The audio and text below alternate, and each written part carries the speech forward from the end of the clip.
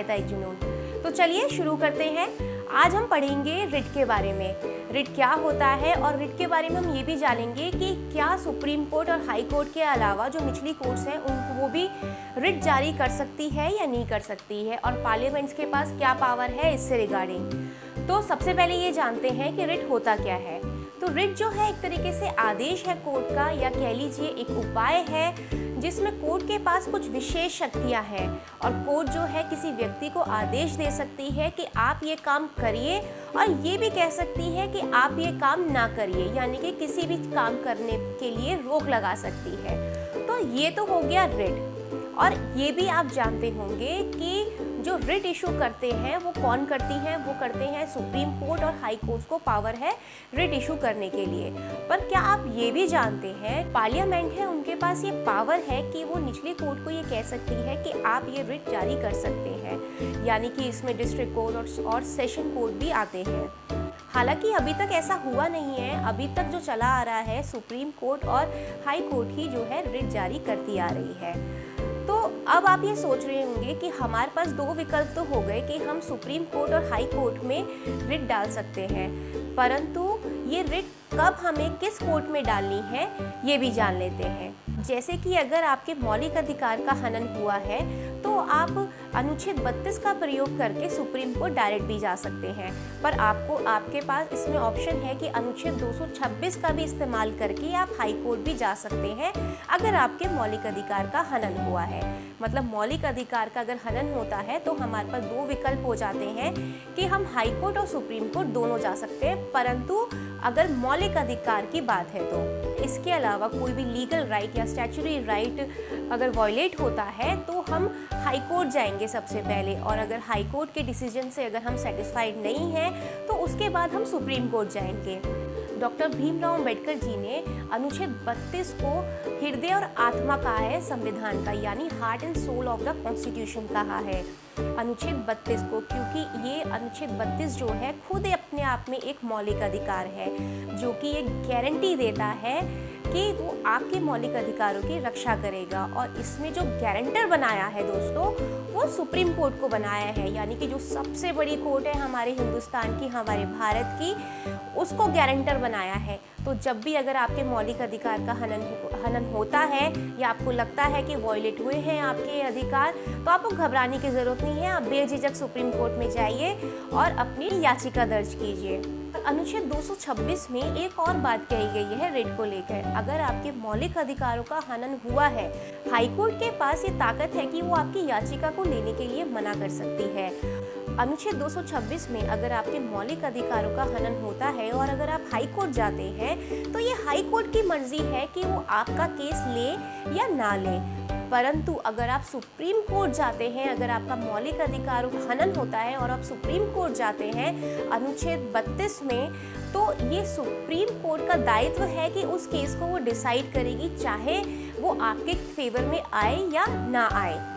तो इसका मतलब ये हुआ कि जो अनुच्छेद 32 है उसमें अगर आपके मौलिक अधिकारों का हनन होता है तो सुप्रीम कोर्ट वो केस लेने से मना नहीं कर सकती, और उस केस को डिसाइड करना सुप्रीम कोर्ट को ज़रूरी होगा। और एक और बात कि जो सुप्रीम कोर्ट है उसमें अनुच्छेद 32 में सुप्रीम कोर्ट को ये आज़ादी है कि वो पूरे भारत में किसी भी व्यक्ति के खिलाफ या सरकार के खिलाफ रिट जारी कर सकती है, परंतु हाई कोर्ट के पास इतनी शक्ति नहीं है कि वो हर जगह अपना रिट जारी कर सके। यानी हाई कोर्ट के पास इतनी पावर है कि वो अपने सिर्फ क्षेत्रीय अधिकार में रिट जारी कर सकती है। अगर वो अपने क्षेत्रीय अधिकार को छोड़ के किसी और दूसरे स्टेट में अगर रिट जारी करती है तो वो जो रिट जारी करने का जो कारण होगा, उसका जो वजह होगी वो उनके क्षेत्रीय अधिकार से उत्पन्न होनी ज़रूरी है। अगर क्या कहते हैं, अगर हिमाचल की हाई कोर्ट है, अगर वो रिट उत्तराखंड में जारी करती है तो हिमाचल में कॉज ऑफ एक्शन अराइज होना बहुत ज़रूरी है, तभी हाई कोर्ट जो है दूसरे क्षेत्रीय अधिकार में रिट जारी कर सकती है, उसके अलावा नहीं कर सकती है। तो जो अनुच्छेद 32 है वो केवल मौलिक अधिकारों करके अगर आपका हनन होता है तभी आप अनुच्छेद 32 में जा सकते हैं, परंतु 226 में मौलिक अधिकार का अगर हनन होता है हम तब तो जा ही सकते हैं, परंतु इसके अलावा अगर आपका कोई भी लीगल राइट या स्टैट्यूटरी राइट की वजह से भी हम हाई कोर्ट में रिट इशू करवा सकते हैं। तो दोस्तों अभी तक जो हमने पढ़ा है उसका थोड़ा सा हम क्विक रिवीजन कर लेते हैं। अब जैसे कि रिट के बारे में मैंने आपको बताया था कि रिट क्या होती है। रिट जो है वो एक उपाय है, एक कोर्ट का आदेश है जिसमें कोर्ट को ये पावर्स दी गई हैं कि वो किसी भी व्यक्ति को काम करने से रोक सकती है या काम करने का आदेश दे सकती है। और जो अनुच्छेद 32 है उसे भीमराव अंबेडकर जी ने heart and soul of the constitution भी कहा है, और अनुच्छेद 32 को रक्षक या प्रोटेक्टर भी कहा जाता है। और अनुच्छेद 32 जो है वो खुद एक मौलिक अधिकार है, तो इसलिए जो अनुच्छेद 32 है वो एक रक्षक के रूप में है और गारंटी लेता है कि अगर आपके मौलिक अधिकारों का हनन हुआ है तो आप सुप्रीम कोर्ट जा सकते हैं और रिट इशू करवा सकते हैं।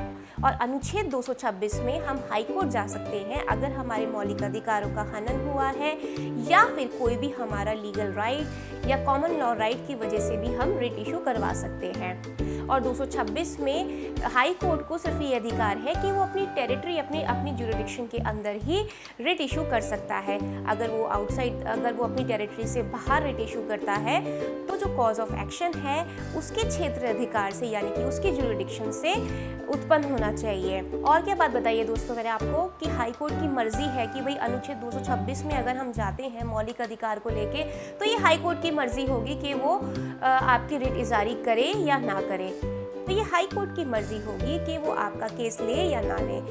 परंतु अगर आप अनुच्छेद 32 में सुप्रीम कोर्ट में जाते हैं तो सुप्रीम कोर्ट आपके केस को लेने से मना नहीं कर सकती और उसका डिसीजन भी उनको ज़रूर देना होगा।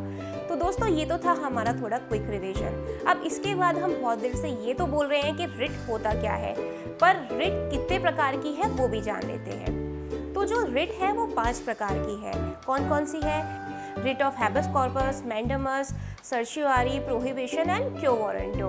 तो दोस्तों इन सब के बारे में हम अगले सेशन में जानेंगे। अभी आप सभी के दिमाग में ये फिट हो गया होगा कि रिट होती क्या है और हमें किस दिशा में अपनी पढ़ाई को करना है। अब जब हम आगे ये सारी रिट्स जानेंगे तो हमारा जो लाइन ऑफ एक्शन होगा वो क्लियर होगा कि हमें पता होगा कि हमें किस दिशा में पढ़ना होगा।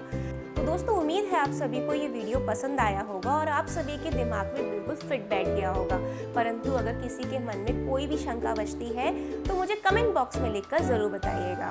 और दोस्तों एक और ज़रूरी बात, इस वीडियो को लाइक, सब्सक्राइब, शेयर करना ना भूलिएगा और बेल आइकन का बटन ज़रूर प्रेस कीजिएगा। धन्यवाद।